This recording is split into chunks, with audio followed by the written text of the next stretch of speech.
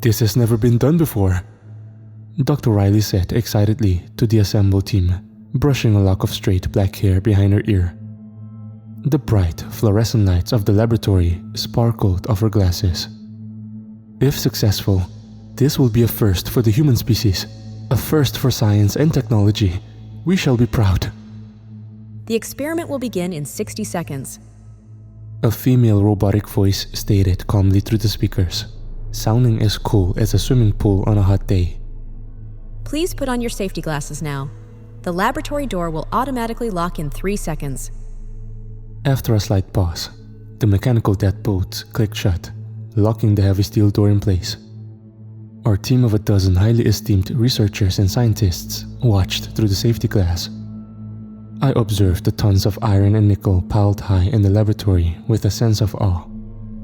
The square blocks of metal loomed hundreds of feet in the air. Many hundreds of thousands of pounds of material would be used to create the first black hole. The experiment area itself was the size of a football stadium and had cost billions of dollars to construct. No one knew what to expect. Some of the scientists had bet that the experiment would not work, that the thousands of lasers and superconducting magnets would be insufficient to create a black hole of any size. Others bet that a micro-black hole would be created, but that it would evaporate in a matter of milliseconds or even nanoseconds. Magnetic well activated. The robotic voice stated calmly as a deep vibrating hum started all around us. The metal cubes in the enormous laboratory shook and danced as if the first tremors of an earthquake had passed through the floor. Slowly, the enormous cubes twitched and clattered against the concrete floor. Within a couple of seconds, they began slowly rising into the air, hundreds of thousands of pounds of crushing, suffocating weight hovering a few inches above the ground. The countless, gigantic magnets surrounding the laboratory gave a cyclical whirring cacophony. It sounded as if the 4 horsemen of the apocalypse were flying in circles around us, shaking the entire building with their fury and might. Lasers will activate in 5 seconds. 4, 3, 2, 1.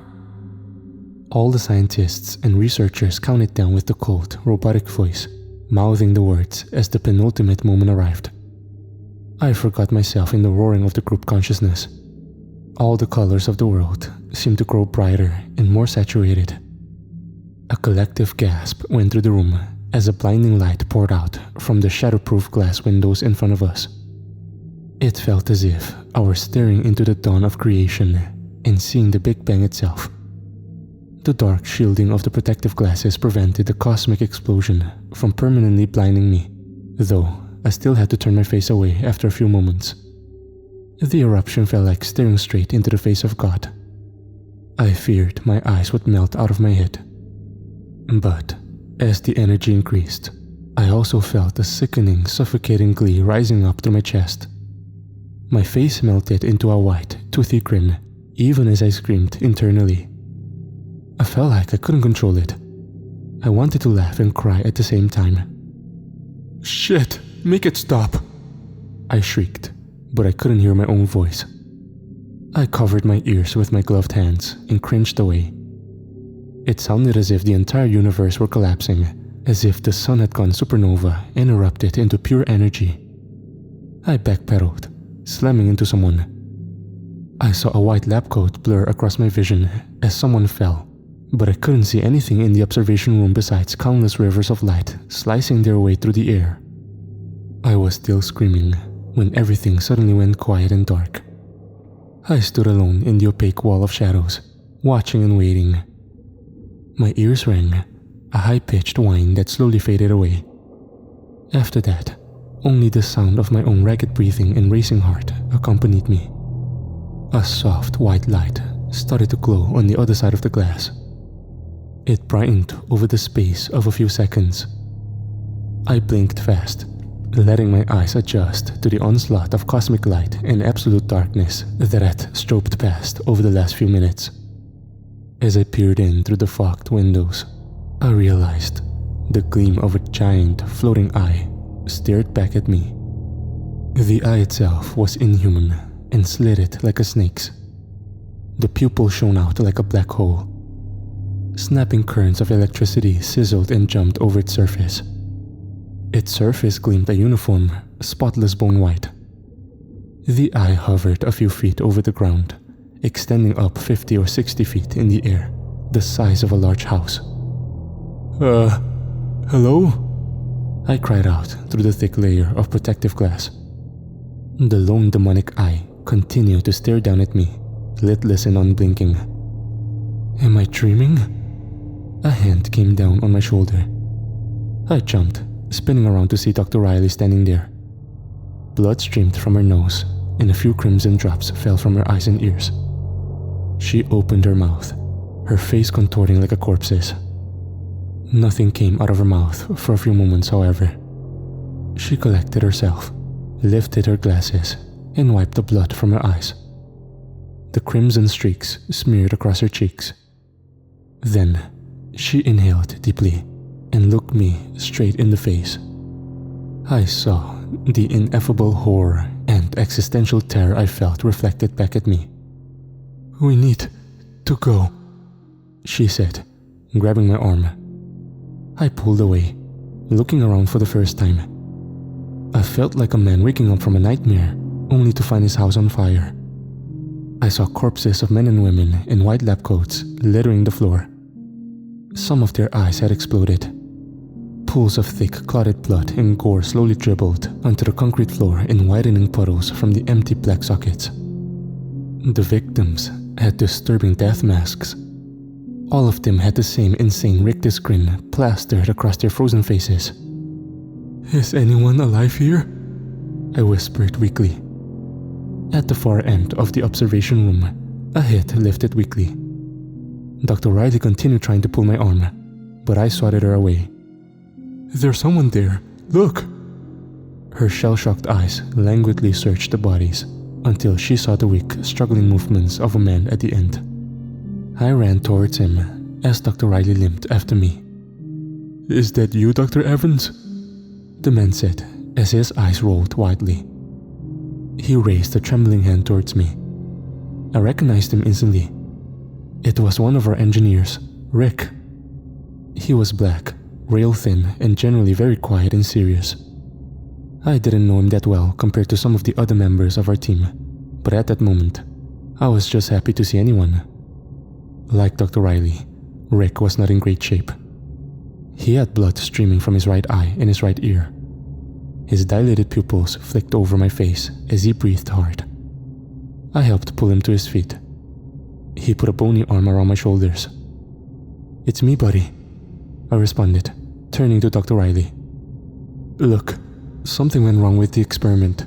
Both of you know it by now. There is something on the other side of the windows. No, don't look. It's watching us." But my words were in vain.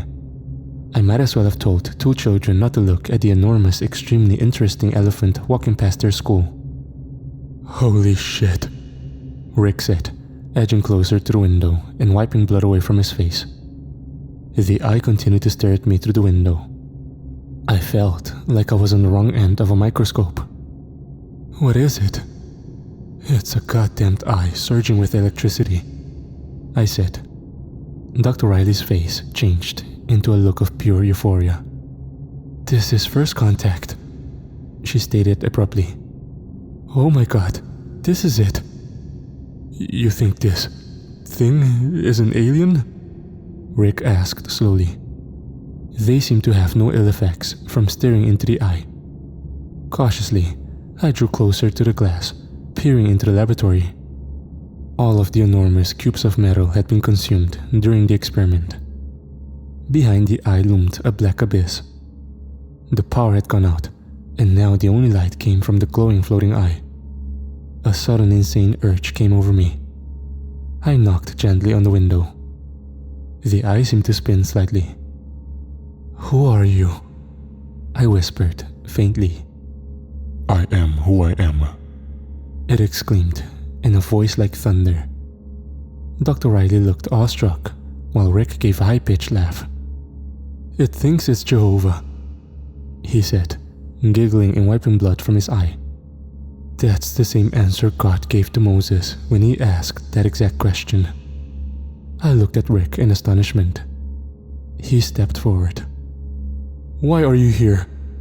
Rick asked loudly, his voice confident and steady. The eye flicked toward him, the slitted pupil dilating and contracting slightly as it stared in through the window. I am everywhere at once, yet no one sees me. I pass eternity in the shadows. I have always been here. It roared in a voice like the rushing of a waterfall. My ears rang, and the ground shook with every word. It felt like the being was speaking directly into the center of my heart and my mind, rather than transmitting words through the air. "This is really interesting and everything, but I think we should do something about, the dead bodies of our co-workers?" I interrupted. Rick and Dr. Riley looked stunned, as if they had just stumbled out of a coma. They glanced back at the bodies littering the floor like dead leaves, seeing the blood dripping out of their exploded eyes. "And we might need medical attention too. Whatever this thing is, it must give off some sort of radiation or something. Looking directly into it during the explosion killed these people in a matter of seconds. The only reason I think I'm not bleeding like you two is because I barely looked through the window for a fraction of a second." "That's a great point," Dr. Riley said, excited. She turned to the eye. "Why did you kill our co-workers?" No one can look on the face of God except he who is God. The eye said, the words exploding all around us like nuclear blasts. The human mind and body cannot experience eternity. It consumes flesh like a virus. "I think we should get out of here," I said. But Rick and Dr. Riley looked at me like I was something they had just scraped off the bottom of their shoes. "Seriously, guys, do you have any idea of the importance of this moment?" Dr. Riley asked, fixing her glasses. I noticed how the smears of blood covered one of her lenses. "This is either our first contact with an extraterrestrial species, or an encounter with God, or some sort of God anyway. Perhaps not the Judeo-Christian God.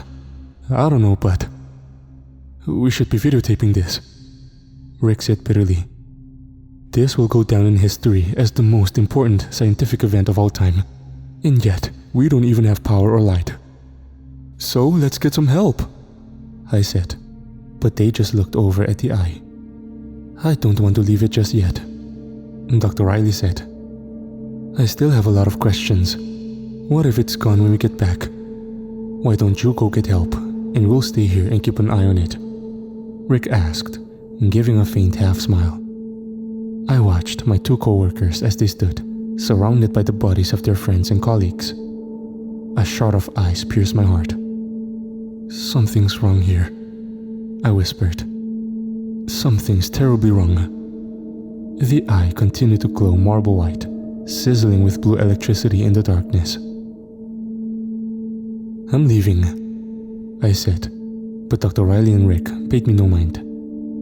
They drew closer and closer to the glass until their breath fogged it with every exhalation. They whispered more questions at the eye. "How do I find peace?" Rick asked, staring up with adoration, like a mother with her only child. "Through the eternal freedom and peace of death." The voice boomed as I ran out of there, veering down corridors and out the front door. I found military personnel and government officials assembled there, wondering why communications to the building had suddenly gone out. They were all suited up and armed. I tried explaining the situation quickly, but the skepticism on their faces communicated more than their words. "Please, the experiment went wrong," I pleaded. "We tried to create a micro black hole, but instead, the matter all got consumed and a giant eye appeared. Most of the team died horribly by watching when the matter got compressed to a pinpoint. Some kind of weird radiation seeped in and exploded their eyes in. Hold on. A general with too many medals glittering on his uniform said as he stepped forward. "A giant eye? Are you saying there is an extraterrestrial life form currently being held in this building?" He turned to his assistant. "Put the president on standby until I return." He glanced back over at me. "Okay, lead the way.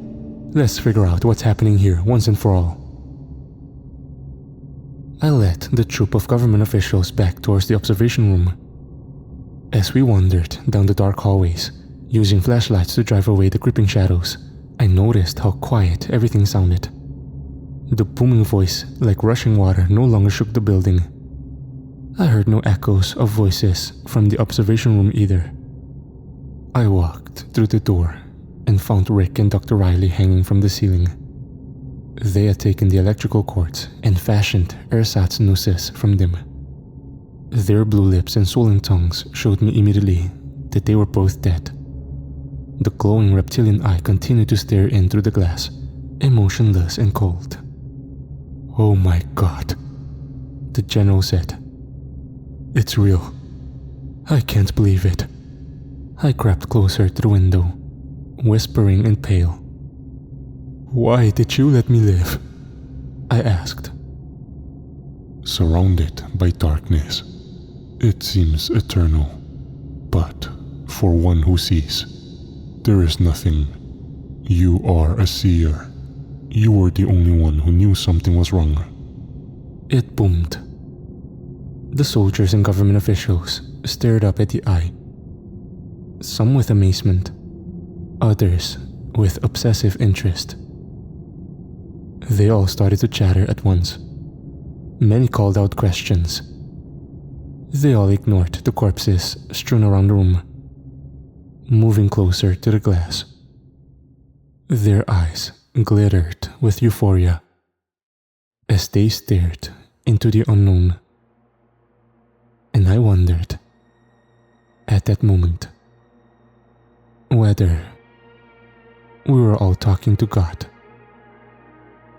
or the devil.